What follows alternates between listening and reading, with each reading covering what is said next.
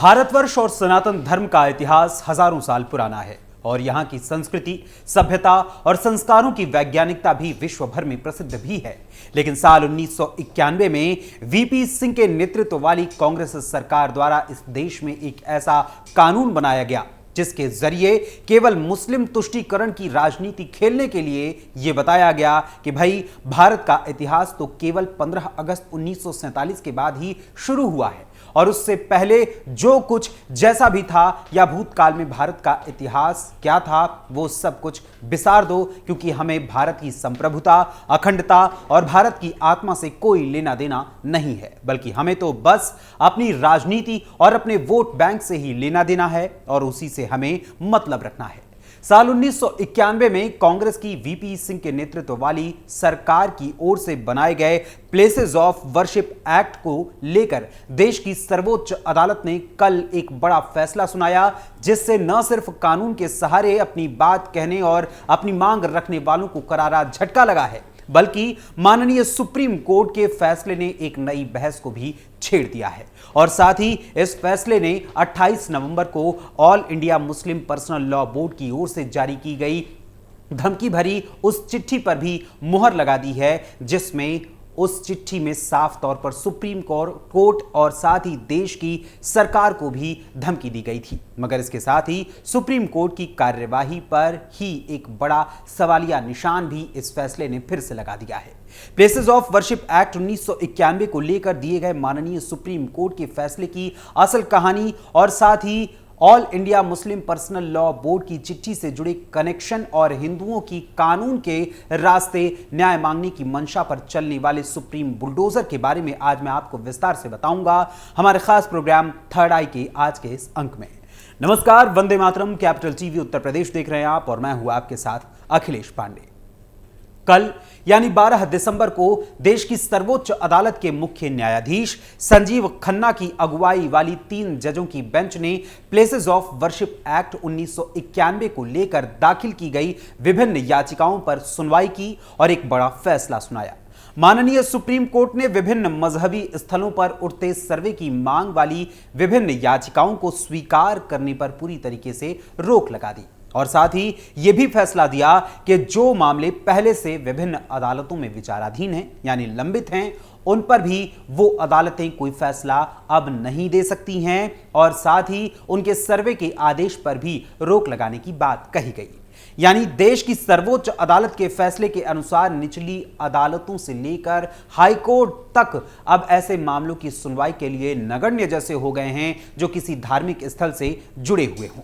मुख्य न्यायाधीश संजीव खन्ना की बेंच ने प्लेसेस ऑफ वर्शिप एक्ट की वैधता को चुनौती देने वाली याचिकाओं की सुनवाई की, जिसमें हिंदू पक्ष ने इस एक्ट को असंवैधानिक और मौलिक अधिकारों का उल्लंघन करने वाला करार दिया है, उसे बताया है। वहीं दूसरी ओर इस एक्ट के पक्ष में विभिन्न मुस्लिम संगठनों ने इसका समर्थन किया है, जिसमें जमीयत उलेमाए हिंद जैसे संगठन प्रमुख रूप से शामिल हैं। सुप्रीम कोर्ट के इस फैसले के अनुसार जो मुकदमे धार्मिक स्थलों को लेकर पूर्व से चल रहे हैं या उनके सर्वे के आदेश दिए गए हैं, उनको लेकर भी अदालतें फिलहाल कोई अंतरिम अथवा अंतिम फैसला नहीं सुना सकती हैं, नहीं दे सकती हैं। यानी ज्ञानवापी जैसे मामलों पर अस्थायी रूप से फिलहाल रोक लगा दी गई है। सुप्रीम कोर्ट के वरिष्ठ अधिवक्ता अश्विनी उपाध्याय सहित कई अन्य लोगों की ओर से दाखिल की गई याचिकाओं पर भारत के मुख्य न्यायाधीश संजीव खन्ना की अगुवाई में जो सुनवाई की गई है, उसमें पूजा स्थल विशेष प्रावधान अधिनियम 1991 की धारा 2, 3 और 4 को रद्द करने की मांग की गई है। इन याचिकाओं में पूजा स्थल अधिनियम को चुनौती देते हुए कहा गया है कि यह अधिनियम हिंदुओं, जैनियों, बौद्धों और सिखों के पूजा स्थलों और तीर्थ स्थलों को बहाल करने के अधिकारों को छीन लेता है, जिन्हें आक्रमणकारियों ने नष्ट कर दिया था। इस संविधान की धर्मनिरपेक्षता और कानून के शासन सिद्धांतों का उल्लंघन है। प्लेसेस ऑफ वर्शिप एक्ट को लेकर भाजपा नेता और सुप्रीम कोर्ट में एडवोकेट अश्विनी उपाध्याय, सुब्रमण्यम स्वामी, कथावाचक देवकी नंदन ठाकुर, काशी की राजकुमारी कृष्णप्रिया, धर्मगुरु Swami Jitendranand Saraswati, retired army officer Anil Kabotra, advocate Chandrashekhar, Rudra Vikram Singh सहित अन्य लोगों ने अपनी अपनी याचिकाएं दायर की हुई हैं और इनमें प्लेसेस ऑफ वर्शिप एक्ट 1991 को असंवैधानिक घोषित करने की मांग की गई है। वहीं मुस्लिम पक्ष की बात करें तो Jamiat Ulema e Hind, Indian Muslim personal law board, Gyanvapi मस्जिद का प्रबंधन करने वाली अंजुमन इंतजामिया मस्जिद कमेटी और आरजेडी सांसद मनोज झा ने भी इस मामले में अपनी याचिका दायर की है। यानी कि 1991 के इस एक्ट के पक्ष में इन्होंने अपनी याचिका दायर की है। वहीं जमीयत का तर्क है कि इस एक्ट के खिलाफ याचिकाओं पर विचार करने से पूरे देश में मस्जिदों के खिलाफ मुकदमों की बाढ़ आ जाएगी। यानी अप्रत्यक्ष रूप से वो भी मानते हैं कि कहीं ना कहीं हिंदू पक्ष की ओर से ऐसी मांग तेज हो जाएगी और इन मांगों को झूठा साबित करने के लिए या उन मांगों को उसके खिलाफ जाने के लिए कोई भी तर्क इनके पास नहीं रह जाएगा। अब आपको ले चलते हैं आज से 2 साल पहले, जब ज्ञानवापी मामले में सुनवाई करते हुए भारत के पूर्व मुख्य न्यायाधीश डीवाई चंद्रचूड़ ने एक महत्वपूर्ण टिप्पणी की थी। जिस वर्शिप एक्ट की आज बात हो रही है और हिंदू पक्ष इसकी धारा 2, 3 और 4 को रद्द करने की मांग कर रहा है, उसी को लेकर उस समय पूर्व मुख्य न्यायाधीश डीवाई चंद्रचूड़ ने कहा था कि उपासना स्थल अधिनियम 1991 की धारा 3 और 4 किसी भी पूजा स्थल के धार्मिक चरित्र का पता लगाने पर रोक नहीं लगाती है। पूर्व सीजेआई डीवाई चंद्रचूड़ की इस टिप्पणी के बाद कई राज्यों, विशेषकर उत्तर प्रदेश और राजस्थान के कई जिला और सत्र न्यायालयों में ऐसे मस्जिदों और मज़ारों को लेकर धार्मिक चरित्र का पता लगाने के लिए याचिकाओं को दाखिल किया गया और उन्हें स्वीकार करने का सिलसिला भी शुरू हुआ। जो मुस्लिम आक्रांताओं के भारत में आने और मुगलों के समय में यानी मुगलों के काल में बनाए गए मस्जिद या मजार थे। इनमें मुख्य रूप से अजमेर दरगाह, अढ़ाई दिन का झोपड़ा, संभल में शाही जामा मस्जिद, लखनऊ में टीले वाली मस्जिद, बदायूं में शमसी जामा मस्जिद, जौनपुर में अटाला मस्जिद के अलावा ज्ञानवापी मस्जिद और मथुरा में ईदगाह का मामला उदाहरण के रूप में सामने आए थे।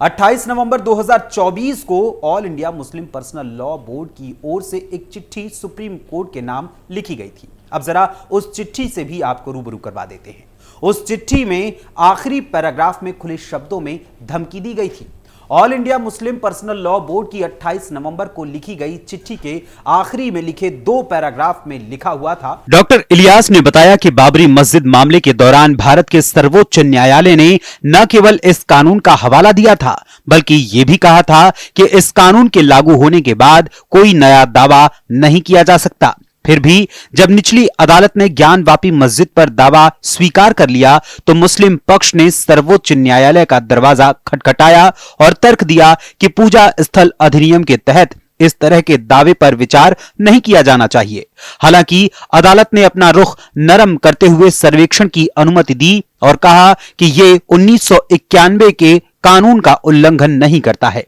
इसके बाद मथुरा में शाही ईदगाह, लखनऊ में टीले वाली मस्जिद और अब संभल में जामा मस्जिद और अजमेर दरगाह पर दावे किए गए। डॉक्टर इलियास ने भारत के मुख्य न्यायाधीश से इस मामले में तत्काल स्वप्रेरणा से कार्रवाई करने और निचली अदालतों को किसी भी तरह के विवाद के लिए दरवाजे खोलने से रोकने का निर्देश देने की अपील की है। साथ ही संसद द्वारा पारित इस कानून को सख्ती से लागू करना केंद्र और राज्य दोनों सरकारों की जिम्मेदारी है। ऐसा न करने पर पूरे देश में विस्फोटक स्थिति पैदा हो सकती है, जिसके लिए सर्वोच्च न्यायालय और केंद्र सरकार जिम्मेदार होंगे। सुप्रीम कोर्ट को मिली इस धमकी को तो आप साफ तौर पर देख ही रहे हैं। वहीं इसके साथ ही वक्फ बोर्ड के उस सच को भी जरा जान लीजिए, जिससे साफ जाहिर होता है कि एक देश एक कानून न चाहने वाले इंडी गठबंधन और मौलाना गैंग के नकली चेहरे के पीछे की असली सच्चाई क्या है। वक्फ बोर्ड को कांग्रेस सरकार के कार्यकाल में मिली शक्तियों के अनुसार अगर वक्फ बोर्ड किसी